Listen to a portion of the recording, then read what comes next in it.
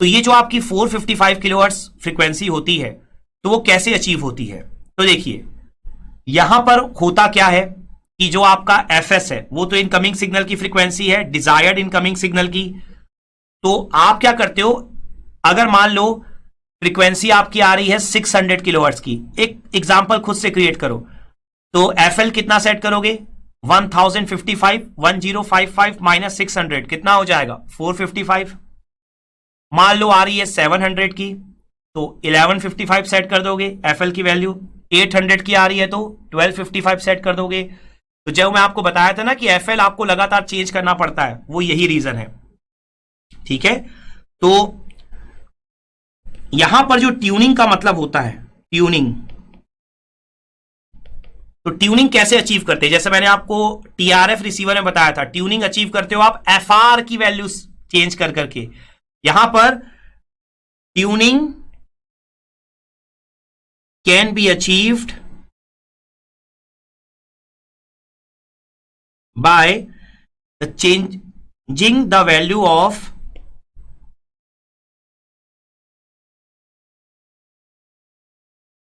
FL, local oscillator frequency.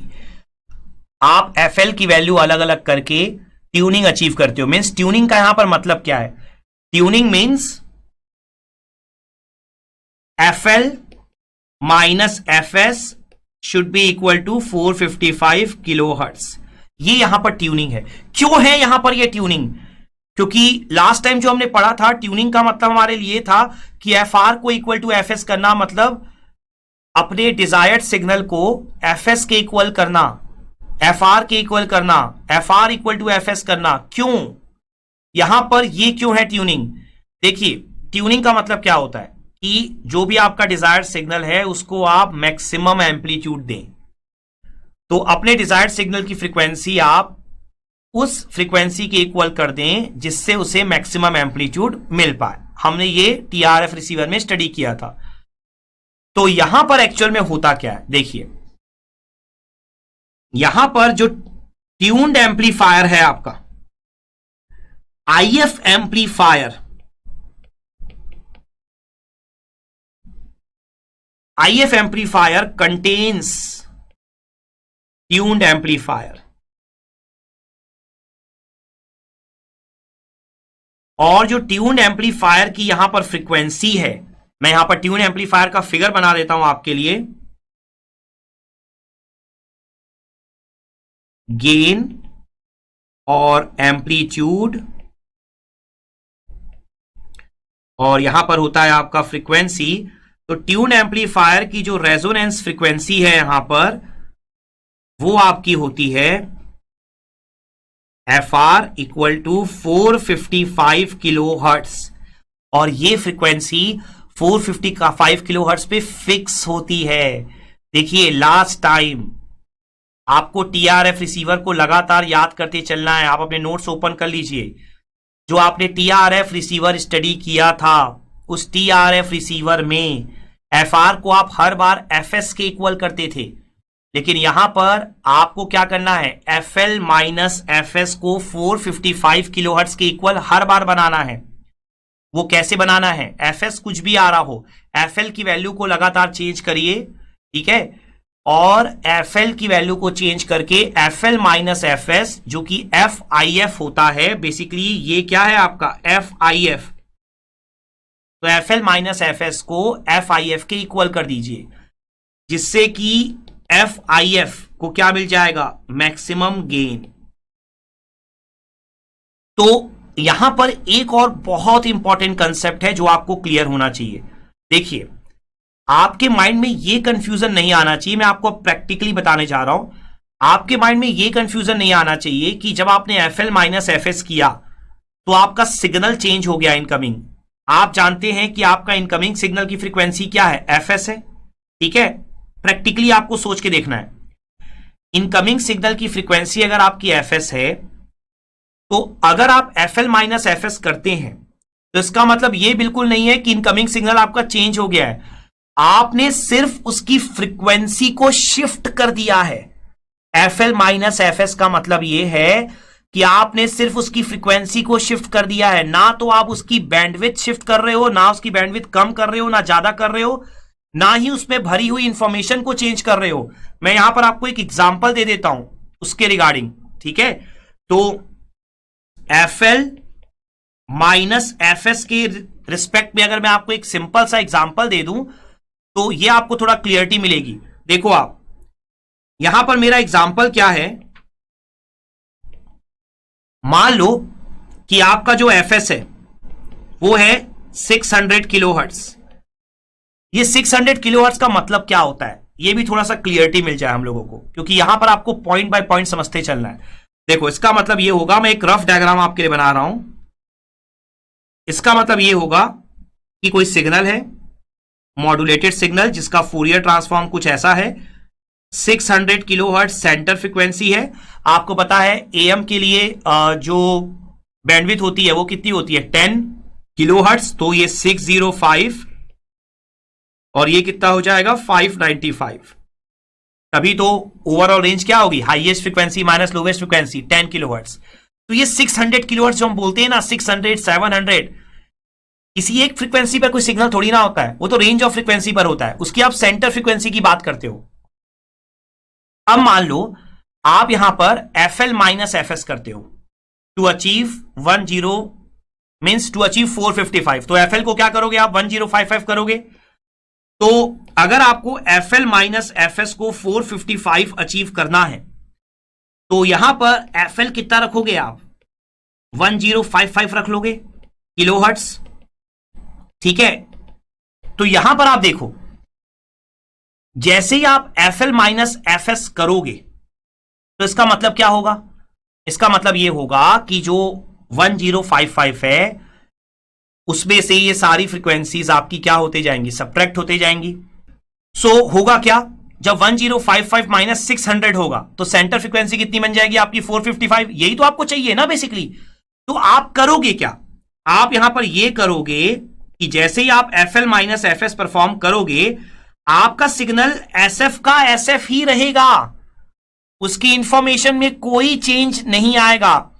होगा क्या कि आपकी जो सेंटर फ्रीक्वेंसी है जो पहले 600 थी, आपने FL माइनस FS करके उसको किसमें चेंज कर दिया, 455 किलोहर्ट्ज में। तो ऑब्वियस सी बात है 605 और 595 का भी जो सब्ट्रैक्शन है वो 1055 के साथ ही परफॉर्म होगा। तो यहां पर कितना आ जाएगा आपका, 450 आ जाएगा, और यहां पर कितना आ जाएगा, 460 आ जाएगा। तो अगेन जो आपकी बैंडविड्थ है वो 10 ही रहेगी, अगेन जो शेप है वो सेम रहेगा, means shape same, means information जो भरी हुई है उस स्पेस में वो सेम रहेगी। तो बैंडविड्थ में कोई चेंज नहीं होगा और साथ ही साथ इंफॉर्मेशन में कोई चेंज नहीं होगा। तो आपको ये बात क्लियर होनी चाहिए कि FL माइनस FS जो मैंने आपको ऊपर लिखा है उसको मैं दोबारा लिख रहा हूं। FL माइनस FS मींस क्या है, डाउन कन्वर्जन है, सिर्फ और सिर्फ डाउन कन्वर्जन। उसके अलावा अगर आप चाहें तो अपने समझने के लिए ब्रैकेट में लिख सकते हैं, bandwidth and information of modulated signal will remain same, उसमें कोई चेंज नहीं होता।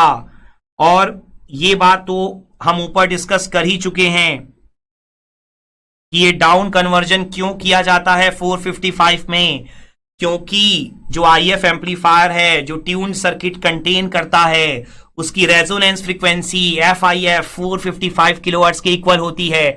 तो कंसेप्ट तो वही है जो आपने TRF में पढ़ा था, लेकिन TRF में प्रॉब्लम क्या थी कि जहां भी ट्यून सर्किट था, आपका ट्यून सर्किट आपका स्टार्ट में लगा हुआ था, तो आप हर बार FR को FS के इक्वल सेट करते थे, जिससे क्वालिटी फैक्टर के फिक्स होने के कारण बैंडविड्थ जो है वो कभी कम तो कभी ज्यादा मिलती थी।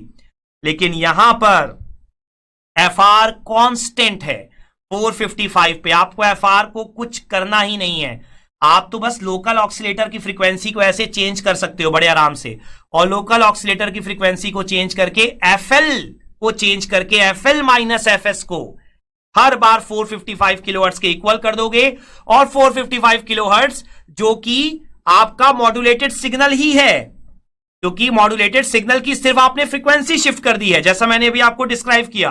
तो मॉड्यूलेटेड सिग्नल को मैक्सिमम गेन मिल जाएगा, और बाकी के जो और एक्स्ट्रा सिग्नल आ रहे होंगे साथ साथ में, आने दो, कोई प्रॉब्लम नहीं है, उन सबको क्या मिल जाएगा, लोअर गेन मिल जाएगा। क्योंकि आप देख सकते हो अगेन, जैसा मैंने आपको टीआरएफ में एक्सप्लेन किया था कि जो आपका रेजोनेंस कर्व है वो दोनों साइड क्या होता है, डिक्रीज। तो अगर एक फ्रीक्वेंसी पर मैक्सिमम मिल रहा है तो बाकी फ्रीक्वेंसी पे ऑब्वियस सी बात है उससे क्या मिलेगा, ऑलवेज कम ही मिलेगा। तो ये एक बहुत इंपॉर्टेंट पॉइंट है आपके लिए जो हमने भी डिस्कस किया है।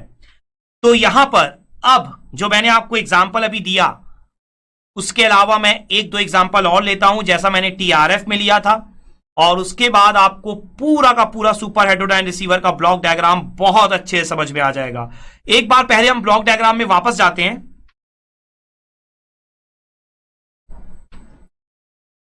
तो अगर आप ब्लॉक डायग्राम को देखोगे तो हमने आईएफ एम्पलीफायर तक तो एक्सप्लेन कर लिया है, डीमॉड्यूलेटर, लो पास फिल्टर, एम्पलीफायर, ये आपको पता है, ये ब्लॉक्स आपने बहुत बार एक्सप्लेन कर रखे हैं, इनकी टेक्निक्स आपने पढ़ रखी है, तो इनको आपको दोबारा नहीं पढ़ना है। आपको बस आईएफ एम्पलीफायर का आउटपुट लेकर आना है, जिससे आपको फाइनल आउटपुट मिल जाएगा after demodulation, low pass filter and amplifier. So यहां पर अब मैं 2 से 3 एग्जांपल लूंगा, डिफरेंट डिफरेंट केसेस लूंगा, जैसा मैंने एग्जांपल लिया था टीआरएफ रिसीवर में। तो देखो केस नंबर 1, सपोज करो अगर एफएस आपका 600 किलोहर्ट्ज का है, तो एफएल हम ऑलरेडी डिस्कस कर चुके हैं, एफएल को कितना सेट करना पड़ेगा, 1055। तो 1055 सेट करना पड़ेगा, तो एफआईएफ कितना आ जाएगा उससे हमारा, जो हमें चाहिए 455 किलोहर्ट्ज। तो देखो एफआईएफ ही आपका किसके इक्वल है, एफआर के, क्योंकि रेजोनेंस फ्रीक्वेंसी जो है आपकी, या आप बोल सकते हैं जो ट्यून सर्किट है, वो आईएफ एम्पलीफायर में ही है। तो आईएफ एम्पलीफायर में एफआर की वैल्यू आपने एफआईएफ के इक्वल सेट कर रखी है। तो आपको पता है अगेन जो हमने टीआरएफ रिसीवर में पढ़ा था, क्वालिटी फैक्टर, क्या स्टडी किया था, एफआर अपॉन बैंडविड्थ। क्योंकि आपका एफआर जो है वो हमेशा सेम रहेगा, यहां पर 455, यहां पर एफआर तो चेंज होगा नहीं। तो बैंडविड्थ आपको पता है, स्टैंडर्ड बैंडविड्थ क्या है, 10 किलोहर्ट्ज। तो कितना आंसर आएगा, 45.5। केस 2 अगर मैं लूं यहां पर, फिर दोनों केसेस को एक साथ हम एक्सप्लेन करेंगे।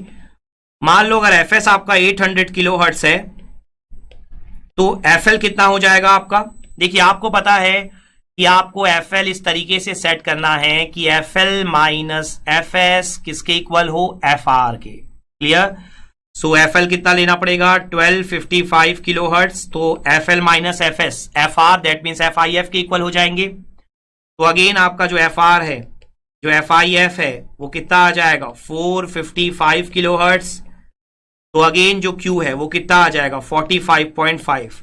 तो यहां पर अगर आप एक इंपॉर्टेंट पॉइंट ऑब्जर्व करेंगे तो आपका इनकमिंग सिग्नल चाहे 600 किलोहर्ट्ज हो, चाहे 7 हो, चाहे 8 हो, चाहे 900 हो, एनीथिंग, हमेशा जो क्यू है वो 45.5 ही आएगा। फिक्स वैल्यू है, फिक्स स्टैंडर्ड वैल्यू है इन केस ऑफ एएम।